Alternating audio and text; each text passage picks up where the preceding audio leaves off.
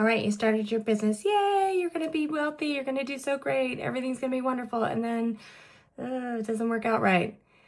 And here's the reason, in my opinion, most businesses fail and how you can be one that succeeds. Most businesses don't fail because the idea was bad. They fail because the owner was unprepared for who they needed to become.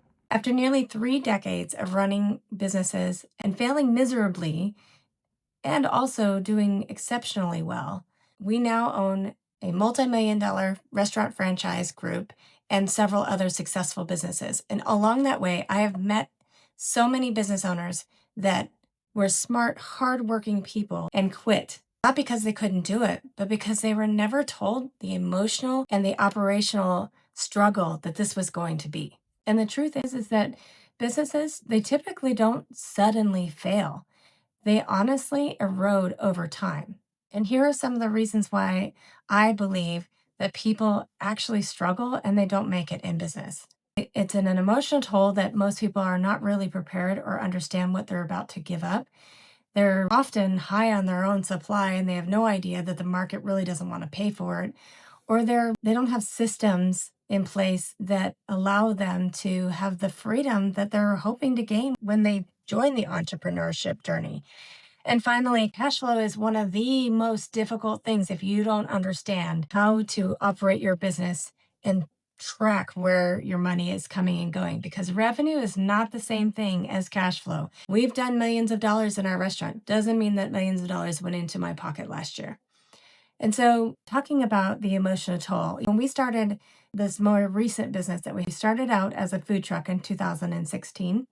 And when we started it, we had this idea that we were going to go full tilt on our catering. And in the city that we live in, you have to have a certified kitchen in order to sell to the public. And so we decided the wisest decision for us was to have a food truck that was our certified kitchen that we could actually take anywhere and we could cook our food on site if we wanted to for these businesses that we were working for, or individuals that we were working for. And so we became a food truck that does catering.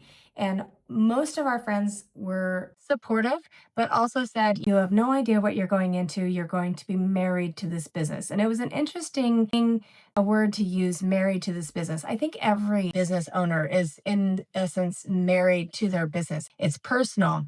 It's hard work. You're hustling all the time, and it can be really difficult. And it's true. It really was a struggle bus for us in the beginning. And honestly, if I was going to name the food truck anything, I would name it the struggle bus, because it was really hard for us to get it off the ground and be profitable. There were multiple events that we had showed up to, and I had spent the last money that we had in our bank account to buy the food so that we could actually even arrive at this event. And we learned the hard way that just because you open your windows doesn't mean people are going to buy from you. And sometimes you spend more money than you actually make. And it was very emotional and it was hard for us. And I can remember this one particular event that we went to. We were invited by a close friend. It was at a church. We rolled up, and as we were pulling into the parking lot, I saw them setting up barbecues and got out and asked, "What are these barbecues for?" And they said, "Oh, we're giving away free cheeseburgers." And for us, that was our staple item that we sold out of our food truck. And we were like, "You invited us to come to this event, but you're giving away what we sell. Why would you do that?" And part of me was super offended, but also part of me thought, it's my fault. At the end of the day, it really was our fault because we didn't ask the right questions, and we didn't make sure before we came that this was actually going to be a profitable thing. So, being in this space of being a business owner, it can be very emotionally exhausting, especially because you just assume that people are going to think about things that are going to be good for you, and they don't always necessarily think that stuff through, right? And also, there's no off switch when you're the business owner. If you work for somebody 9 to 5, you get to go to work and clock out and go home and spend time with your family. As a business owner, you're often going home and you're frustrated and you're thinking about problem solving the things that happened at work so that they can work better. Or you have the burden of thinking about, how am I going to pay payroll on Friday, or how am I going to come up with the rent, or things like that. And that stuff can be really emotionally exhausting. And if you don't have a plan in place and you're not thinking ahead and you don't already have systems, that can be incredibly exhausting. Another thing is that being high on your own supply and thinking everybody's going to buy it, we would show up on a street corner, open the door, and hope that people would come and drive up to the truck and long lines of people that were excited to buy our cheeseburgers. But the reality is that if nobody knows where you are, they're not going to buy. And when we were brand new, we didn't have really a reputation. And so we had to evaluate what works and what doesn't work. I can remember we were invited to come and serve lunch to this one company. They had a couple, I think probably about 100 people that worked for them. And they had a nutritionist on staff, and she worked with us before we opened the truck. Before we came to serve lunch, she wanted to make sure that we were offering healthy items that her staff would be able to choose from if they wanted to choose something a little bit more healthy than the cheeseburgers and garlic fries that we were selling, right? So we created and designed 3 items that would be wonderful, that tasted good, that people could opt to instead of the greasy, deep fried, wonderful other things that we offered. And after the event was over, we evaluated what we served. And I think only the nutritionist actually ordered a healthy item. Everyone else ordered the deep fried deliciousness from the truck. And it was really funny because after the event was over, we had a meeting with the nutritionist, and she said, "That was such a wonderful event. I'm so glad that you guys offered those healthy items. And next time, maybe we can offer a couple more options." And I just laughed and I just told her, "Oh, that sounds great." I didn't actually tell her that, no, we're not going to do that because no one bought it. It's one thing to say, I want to be able to offer these wonderful, healthy things. It's a whole nother story to look at the market and what is the market actually willing to purchase. You can have all these wonderful ideas, but at the end of the day, you really have to be selling something that the market is going to buy. The thing is systems. Whenever I go home at night and I'm feeling frustrated and I'm upset because things didn't go the way that they were supposed to, or people aren't doing what they're supposed to be doing, it always falls down at the end of the day that we don't have a system in place that's going to make it very clear what the expectations are. I'll give you an example. One year, Christmas time is always our busiest time. We're always doing multiple caterings a day because we're trying to bring in as much income as we possibly can. You work when there's a harvest, right? And so I arrived at a job that I was leading and realized as we're setting up our food that we were missing our potatoes. And so I start calling the other jobs that we have going on at the same time. And I'm like, "Where are our potatoes? Why do we not have our potatoes?" And come to find out, they went on a different job that was an hour away. So at this point, I'm not going to be able to recover because it's going to be an hour to drive to them and an hour back. The food will be cold. Client will already have eaten.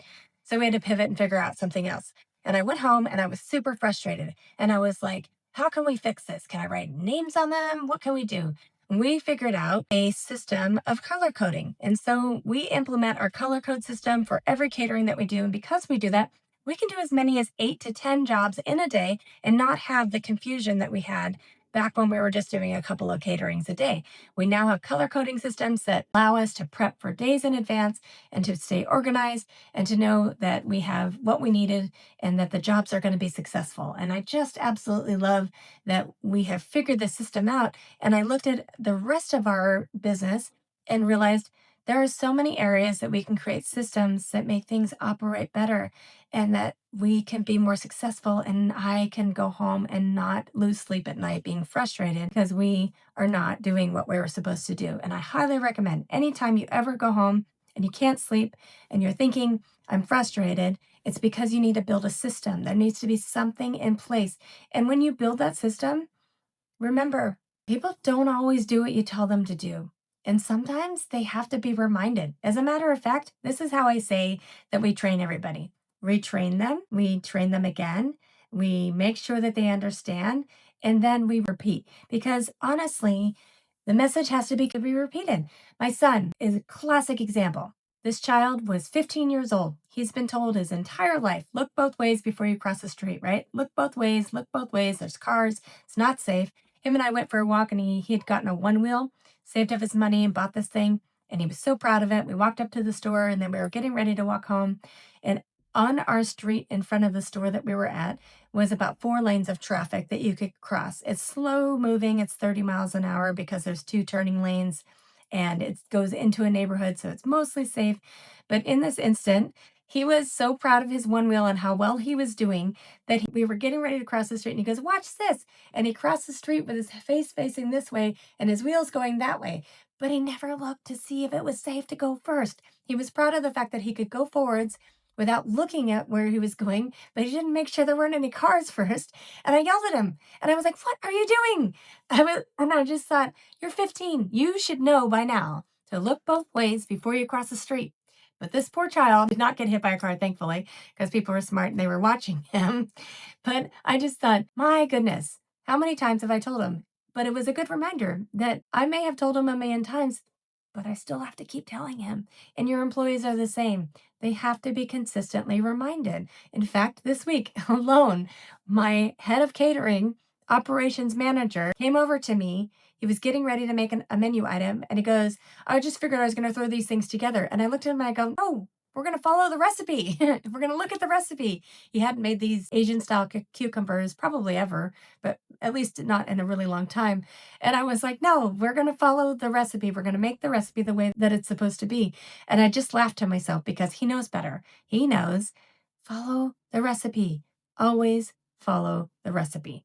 And that's our system. And I have to remind people and remind and repeat and repeat. And the last thing is cash flow. Just because you've got checks coming in and you've got money in the bank doesn't necessarily mean that you actually have money. One of the things that I do consistently every single day is I have a daily snapshot of where we're at. What do we need to pay coming up and where are we at today? How much money do we have? How much money is going to be going out? And where are we at? In addition to that, I have a cash flow plan that helps me to see this is where we've been. This is how much we typically spend for labor, food costs, all of the things. And at the end of the day, this is what we're looking at going forward for the next couple of months. If we continue the way that we are, or if we track the way that we did last year, if things are systems are the way that they've been, money's coming in and going out the way that it has been, then this is what we can expect. So that I don't think at the end of the day, look, I've got 20 grand in the bank and I'm going to go spend it. Instead, I'm staying steady. I'm keeping an eye on where we've been and where we're going, and I'm planning appropriately, because just because you have money in the bank doesn't necessarily mean that you actually have money in the bank. In addition to that, my management staff have metrics of where they need to be at. We have labor that we want to be at, and we have food costs and COGS that we want to be at. And my ordering person pays very close attention to that. He has a descending COGS budget that he's allowed to spend every week, and that helps him to be intentional. So when somebody says, "I don't know, buy 17 of them," he goes, "No, we're not buying 17. Exactly how many do we need?"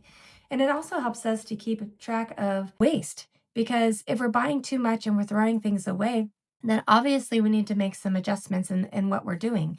And the person that is ordering gets to look at the waste logs and gets to be paying attention to just what are we spending our money on, and what are we being wise with when we're spending our money. The managers that are in charge of our labor, they are paying attention to what our labor costs are. Every single week, we're looking at that number, and I'm publishing that number so that everyone is paying attention to what we're spending on our labor costs, because that can really eat up our paycheck very quickly. You can have people that are just killing time on the clock and trying to look like they're busy when actually we don't need them there. And we could have an entire shift that is struggling with not enough people to help out. And so they end up having a massive amount of overtime because they have too much work to do and not enough people to help. So it's really important to be paying attention to those metrics. They say wherever focus goes, energy flows, right? So what I actually do within our company is every week we publish what our labor costs and our food costs are. And then at the end of the month, if we have managed to keep within our budget of what we wanted to be at, everyone gets a bonus. And if we go below our budget, I share those profits with my staff, because I feel like I'm making extra money that I wouldn't have made had they not been paying attention to those metrics. And what a great thing it is to encourage them through bonusing them to help me pay attention to that so we're not overspending. And I'll be honest with you. When I started doing all of this stuff, I had no idea what I was doing. I was running around like a chicken with its head cut off, putting out fires and responding to things that are happening in our businesses because I didn't know how to do this. And it's been through learning, trial and error, and reading books and learning from other people. A couple of books that I highly recommend, I see it a lot, is The E Myth The E-Myth is a very good book to help you understand the difference between being a technician, a manager, and an entrepreneur. Another book, because my husband and I are business owners together, was Rocket Fuel. That really helped me to understand that businesses really need to have a visionary and an integrator. Obviously, you can see that I am a strong integrator. Making spreadsheets is something that I do naturally. And being a visionary is something that my husband is incredibly good at on his own. And it doesn't necessarily mean that we have to be the exact same person. So if you're married or you're in partnership with somebody and you both have different skill sets, the first thing that you're going to want to understand is that you're different, and different doesn't necessarily mean wrong. Keep in mind is that your business is going to grow based on leadership. So whoever you have on your leadership team and yourself, you're going to need to develop some skill sets that are going to help you level up, because at every level up stage, there's going to be growth that needs to happen. And you can't build a better business without becoming a better leader. You're going to have to grow in some of these areas, and you're going to have to be honest with yourself about what you need to learn to develop in order to level up. And keep this in mind, most people don't fail because they're incapable. They fail because no one really taught them what business requires. And after failing several times and finally figuring it out, I can tell you with certainty, it is absolutely worth it once you get going and once you persevere and you just keep going through all of it and learning and leveling and learning and leveling. And remember this, if you're in the hard part, it doesn't mean that you're failing. It means you're about to level up. So if you take one thing away from this episode today, I would say this: whatever it is that's frustrating you, write it down and develop a system. If it's something that you don't know how to figure out, grab some books, learn from other people that have learned how to do this well. If this helped you, would you give me a subscribe? And if you know someone who needs it, would you be willing to share it? Because I believe in learning from experience, other people's.